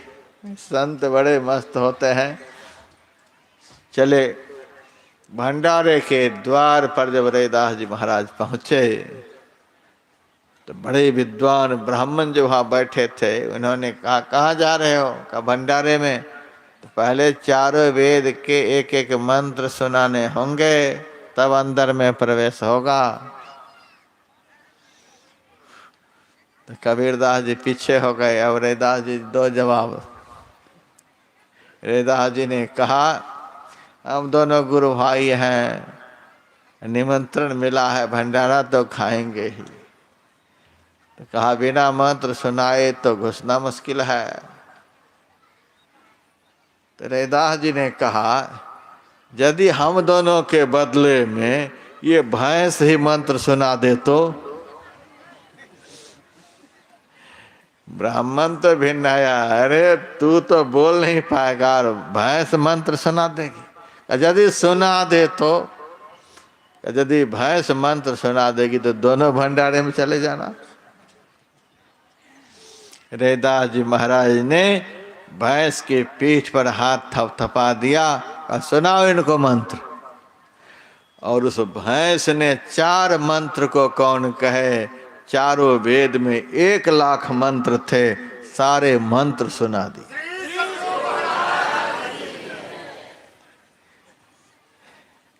संत को अंदर के उस स्थान का ज्ञान होता है जिस स्थान पर सारी विद्याएं होती हैं, और उस विद्यावंत स्थान का जिनको ज्ञान हो जाता, अपने को कौन कहे, वह तो भैंस के पीठ को थपथपा देगा तो भैंस भी विद्वान की भाषा में बोलने लग जाएगी। इस शरीर के भीतर में सब विद्या है, लेकिन है कहाँ, त्रिकुटी महल में विद्या सारा। और हम हैं कहाँ, पिंड संसार तो घोर अंधार है, हम हैं अंधकार में और सारी विद्याएं हैं प्रकाश के सबसे ऊपरी तल में। अब कैसे देखेंगे, कैसे देखेंगे वहां? इसीलिए कबीर साहब ने कहा, बिनु गुरु ज्ञान नाम ना पई हो, व्यर्था जन्म गमाई हो। बिना गुरु के ज्ञान के आप उस स्थान तक पहुंच नहीं सकते जिस स्थान पर सारी विद्याएं होती हैं। वहां पहुंचिए और तब कोई मेरे से फोन पर बात करिए कि बाबा नहीं दिखलाई दे रहा है। झूठ बोल करके फोन करिएगा तो थर्मामीटर भी हम लगाने के लिए जानते हैं।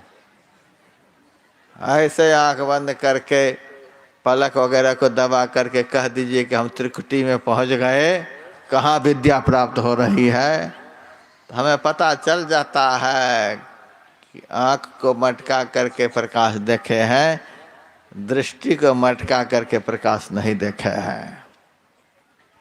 देवता रहते हैं स्वर्ग में, स्वर्ग कहते हैं अंधकार रहित स्थान को।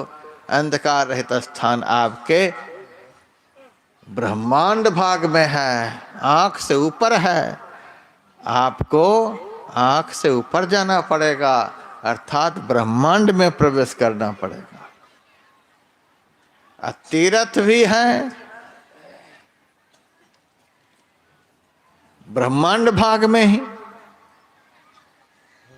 तीर्थ भी अंदर में, नीचे की तरफ नहीं। आंख से नीचे तो नरक कहलाता है, आंख से नीचे वाले भाग को नरक कहते हैं। 9 दरवाजे 90 दर फीके, रस 10वां अमृत चुई जय। 9 दरवाजा, 2 आंख, 2 कान, नाक के 2 छेद, 1 मुंह, 2 मलमूत्र विसर्जन के द्वार, ये 9 द्वार ये नरक के द्वार हैं। हमारे गुरुदेव ने कहा, तन नव द्वार हो रामा, अति ही मलिन हो ठामा। हम पड़े हैं नरक में और देखना चाहते हैं स्वर्ग के देवता को। हम पड़े हुए हैं अज्ञान में, हम प्राप्त करना चाहते हैं देह स्थित समग्र विद्याओं को। हम पड़े हुए हैं अत्यंत अपवित्र स्थान में और हम देखना चाहते हैं परम पवित्र तीर्थ को।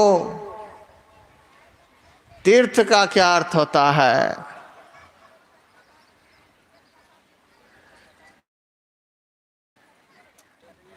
तीर्थ का क्या अर्थ होता है? आप लोगों से कोई पूछ देगा, महाराज तीर्थ के विषय में बता रहे थे, तीर्थ का क्या अर्थ होता है?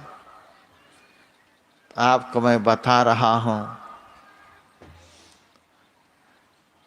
व्याकरण में बहुत धातु हैं, बहुत धातुओं में एक धातु का नाम है तीर्ण।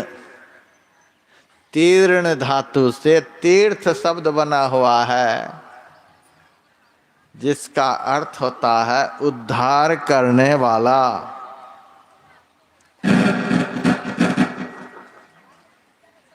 तीर्थ का अर्थ उद्धार करने वाला, वह स्थान जहाँ जाने से उद्धार हो जाए। किस चीज से उद्धार हो जाए? तीर्थ का अर्थ उद्धार करने वाला। किस चीज से उद्धार करने वाला? जिस चीज से आज तक उद्धार नहीं हुआ, जिस चीजों से उद्धार हुए बगैर आपका परमोद्धार हो नहीं सकता है। तो किस चीज से उद्धार करने वाला? झूठ से। तीर्थ का अर्थ जहां जाने से झूठ से उद्धार हो जाए, फिर उनके मुंह से झूठ नहीं निकले। चोरी से उद्धार करने वाला, नशाओं से उद्धार करने वाला, हिंसा से उद्धार करने वाला, व्यभिचार से उद्धार करने वाला, निंदा चुगली से उद्धार करने वाला, अंधकार से उद्धार करने वाला, नौ द्वारों से उद्धार करने वाला, पंच विषयों से उद्धार करने वाला, षड विकारों से उद्धार करने वाला, पंच तत्वों से उद्धार करने वाला, जिसके दर्शन से इन सब से उद्धार हो जाए, उसी स्थान को तीर्थ कहते हैं। अब बताइए दुनिया में ऐसा तीर्थ कहाँ है? मेरे पास लोग हरिद्वार आते हैं और मेरे से कहते महाराज आज मैं हर की पौड़ी जाना चाहता हूँ गंगा में स्नान करने के लिए। तो मैं कह देता हूँ ठीक है जाओ, कोई बात नहीं, बहुत दूर से आए हो, लेकिन जा रहे हो जिस पर्स में पैसे हैं उस पर्स को कमरे में ही छोड़ जाओ, मोबाइल को कमरे में ही छोड़ जाओ, नहीं तो तुम लगाओगे गंगा में डूब, और वहाँ गंगा में दिन रात नहाने वाले जो चोर हैं ये तुम्हारे अटैची में डूब लगाएंगे, तुम्हारे पर्स में डूब लगाएंगे। हंसते हुए जाओगे यहाँ से और रोते हुए आओगे। ऐसे तीर्थ हैं आजकल। आजकल तो काशी का नक्शा सुनते हैं बदल गया है, हम देखे तो नहीं हैं, लेकिन जब 1984 ईस्वी में कुछ दिनों तक रहकर हम पढ़े थे तो एक बार तो जान हमारी बच गई। ऐसे ऐसे पंडे वहाँ रहते हैं, यदि थोड़ी सी असावधानी हो गई जान पर जोखिम है। जान बचने को नहीं, सारे माल ले लेंगे और घर में ही सारी व्यवस्था होती है, आपके शरीर का भी पता नहीं चलेगा। अब क्या हो रहा है पता नहीं, लेकिन जब हम रहते थे तब ऐसा देखा, कैसे हम कमरे से भागे हैं, गुरु महाराज बचाए हैं। और प्रयागराज का अब कैसा नक्शा है हमें पता नहीं, लेकिन प्रयागराज में जहाँ दोनों नदियों का मिलन है वहाँ जो केवट नहलाने के लिए यात्री को ले जाता है, और पंडे भी साथ में होते हैं, मंत्र पढ़ाने वाले। सारे पैसे सारे जेवरात हड़प लेते हैं, इधर उधर करेंगे तो वहीं राम नाम सत हो जाएगा। जब मुक्तानंद सरस्वती गए थे वहाँ तो पंडितों ने कहा महाराज आप यहाँ संकल्प कराओ, तीर्थों में लिया हुआ संकल्प फलित होता है। तो मुक्तानंद सरस्वती ने कहा कि हमारा संकल्प तो पहले ही भगवान ने पूरा कर दिया, तू हमारे संकल्प को पूरा कर दे। नहीं नहीं महाराज आए हो, आप संकल्प कराओ मेरे से। कहा पढ़ाओ मंत्र। तो मुक्तानंद जी महाराज के हाथ में दिया जल, तेल, कुश की अंगूठी पहना दिए और कहा पढ़ो महाराज मंत्र, पापो हम, पाप कर्मा हम, पापात्मा, पाप संभवान।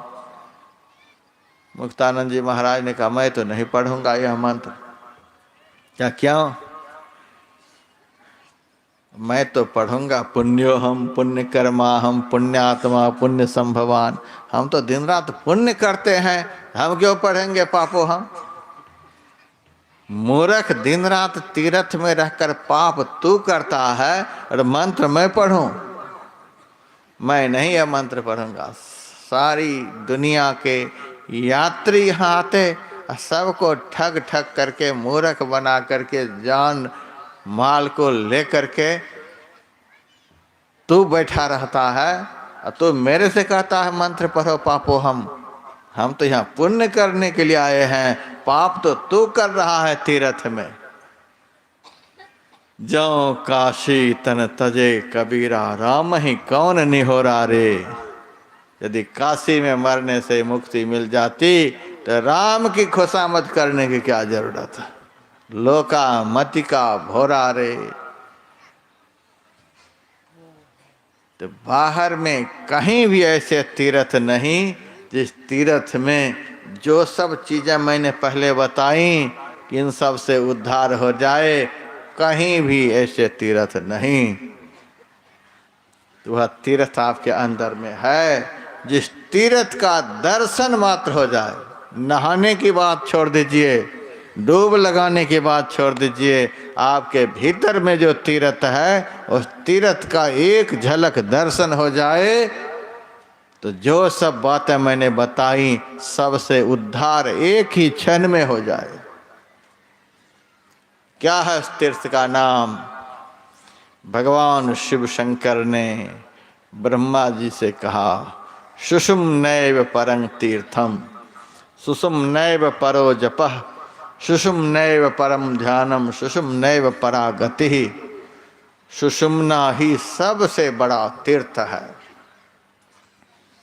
और अभी पाठ भी हुआ था त्रिवेणी संगमो यत्र तीर्थराज स उच्यते तत्र स्नानम प्रकुर्वीत सर्व पापः प्रमुच्यते। हमारे मस्तिष्क में बाईं तरफ ईड़ा नाम की नाड़ी है, दाईं तरफ पिंगला नाम की नाड़ी है। ईड़ा नाड़ी को गंगा कहा गया, ईड़ा भगवती गंगा। पिंगला नाड़ी को यमुना कहा गया। जहाँ इन दोनों गंगा यमुना का मिलन हुआ है उस मिलन स्थान को सरस्वती सुषुम्ना कहा गया है। दृष्टि की दोनों धाराएं ईड़ा और पिंगला जहाँ जाकर के मिलती हैं, एकाग्र होती हैं, उस मिलन स्थान को ही सरस्वती कहते हैं, सुषुम्ना कहते हैं। तत्र स्नानम प्रकुर्वीत। जैसे ही दृष्टि वहाँ पर मिलती है, सूरत वहाँ पर पहुँचती है, सर्व पापः प्रमुच्यते। सभी पापों से मुक्ति मिल जाती। आपसे कोई पाप अब होगा ही नहीं। पापी वहाँ जा सकता नहीं, चला जाएगा तो फिर उससे पाप होगा नहीं। सुषुम नैव परम तीर्थम। और उस स्थान की तो ऐसी महिमा भगवान शिव ने बतलाई। गंगायां सागरे स्नात्वा नत्वा च मणिकर्णिका मध्य नारी विचारस्य कलांगनारहन्ति षोडशीम। गंगा सागर में स्नान करने से जितना पुण्य होता है, मणिकर्णिका घाट वाराणसी में उस घाट को प्रणाम करने से जितना पुण्य होता है, दोनों आँखों के मध्य में जो सुषुम्ना नाम की नाड़ी है, उस नाड़ी का कोई आँख बंद करके विचार भी कर ले कि यहाँ पर यह नाड़ी है, यहाँ ध्यान लगाने से नाड़ी का दर्शन होता है, उस स्थान का विचार भी करने से इतना पुण्य होता है कि उस पुण्य के 16वें अंश के बराबर ये सब पुण्य नहीं है। अनेक यज्ञ दानानि व्रतानि नियमायमा। अनेक व्रत यज्ञ दान सब कर लीजिए। सुषुम्ना ध्यान लेशस्य कलांगनारहन्ति षोडशीम। लेश मात्र भी यदि सुषुम्ना में दृष्टि स्थिर हो गई, इन सब सत्कर्मों के करने से जो पुण्य होते हैं इस पुण्य के 16वें अंश के बराबर नहीं। ऐसा तीर्थ आपके अंदर में है, लेकिन कहाँ है? दोनों आँखों के मध्य मुकाबले आपके अंदर में है। आप कैसे वहाँ जाएंगे? हमारे गुरुदेव ने कहा लिफ्ट सिस्टम तो है नहीं। तन नव द्वार हो रामा, अति ही मलिन हो ठामा, त्यागी चढ़ू दसम द्वारे, सुख पाओ रे भाई। कैसे 9 द्वारों का त्याग होगा, 10वां द्वार में प्रवेश होगा? का भजो भाई गुरु गुरु, गुरु रूप ध्यान धरो, असन्मुख बिंदु निरेखो, सुख देखो रे भाई। गुरु के बताए हुए मंत्र का दोनों आँखों के मध्य की तरफ देखते हुए जप करते रहने से, गुरु के रूप का दोनों आँखों के मध्य की तरफ देखते हुए ध्यान करने से, गुरु के मुखारविंद का दोनों आँखों के मध्य की तरफ देखते हुए ध्यान करने से, और दृष्टि की दोनों धाराओं को जैसे सुई के छेद में धागा घुसाते समय देखते हैं, उसी तरह से देखने से वह बिंदु प्रकट होता है, वह चिन्ह प्रकट होता है। वही सबसे बड़ा तीर्थ है। ध्यान करते करते दृष्टि के सिमटाव से जो प्रथम प्रकाश चिन्ह दिखता है, वह प्रथम प्रकाश चिन्ह ही सारा तीर्थ है, सबसे बड़ा तीर्थ है। देहस्था सर्व तीर्थान, यही कहा। और अंदर के प्रकाश में जाने के बाद सभी देवी देवताओं का दर्शन होता है। प्रकाश को ही स्वर्ग कहा गया, और अंदर के प्रकाश में जिस देवता का दर्शन करना चाहे उस देवता का दर्शन वह कर लेगा। आप प्रकाश में पहुँचिए, और प्रकाश की ऊपरी सतह में पहुँचने पर सारी विद्याओं का दर्शन हो जाएगा। जो भी विद्या आप पाना चाहते हैं सब आपके भीतर में है, लेकिन जहाँ है वहाँ जाने पर, और वहाँ लेकर के जाएगा कौन? जो वहाँ लेकर के जाएगा उसी ले जाने वाले को गुरु कहते हैं। यही गुरु की महिमा है। यही थोड़ा सा अभी आप लोगों को सुनाया, किसी तरह से सुना दिया। यदि आप लोग अच्छे नक्शे से शुरू से अंत तक बैठे होते तो अब तक में इधर उधर बोलने में जो समय नष्ट हुआ वह समय नष्ट नहीं होता, और बहुत कुछ आप लोगों को सुनाता। मन में तो बड़ा कचोट रहता है कि जितना सुनाना चाहिए था नहीं सुना पाया, फिर भी जितना जो कुछ सुनाया यदि आप जीवन में धारण करेंगे तो जो कुछ भी सुनाया गया वह सब सत्य है।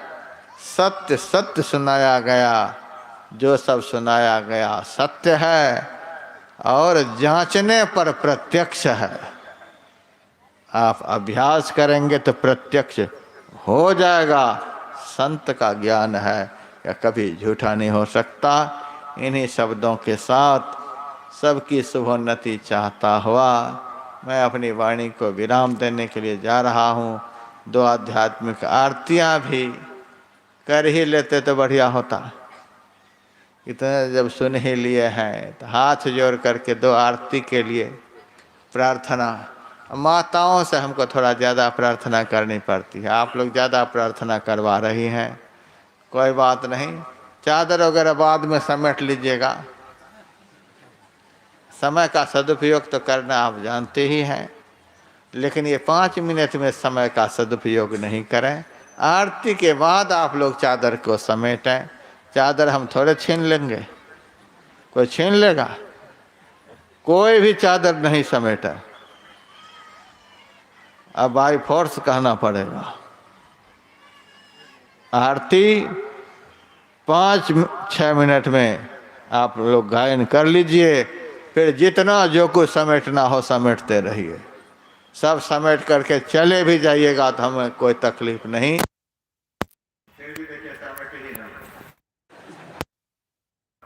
बीमारी तो नहीं हो गई माताओं।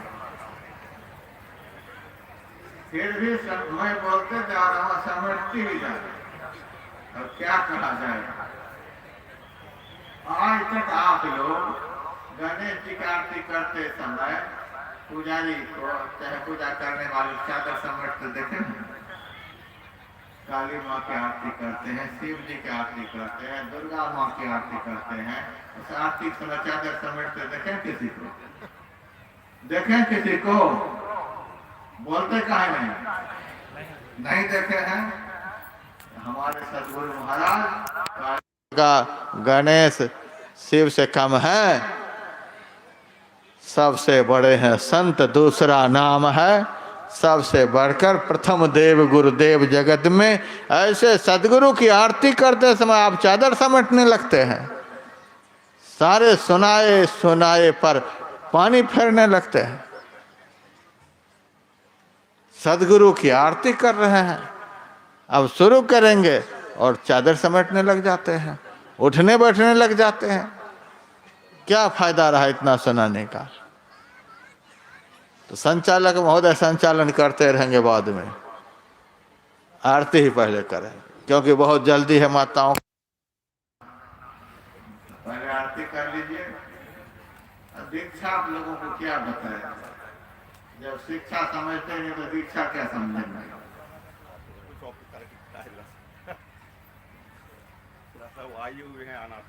अच्छा अच्छा अच्छा, ये काम है, आमदनी वाली बात है, इसलिए थोड़ा सा। श्री सदगुरु महाराज की जय। स्वामी बंटवारा होगा कुछ। विवेकानंद अनाथालय की संचालिका जो है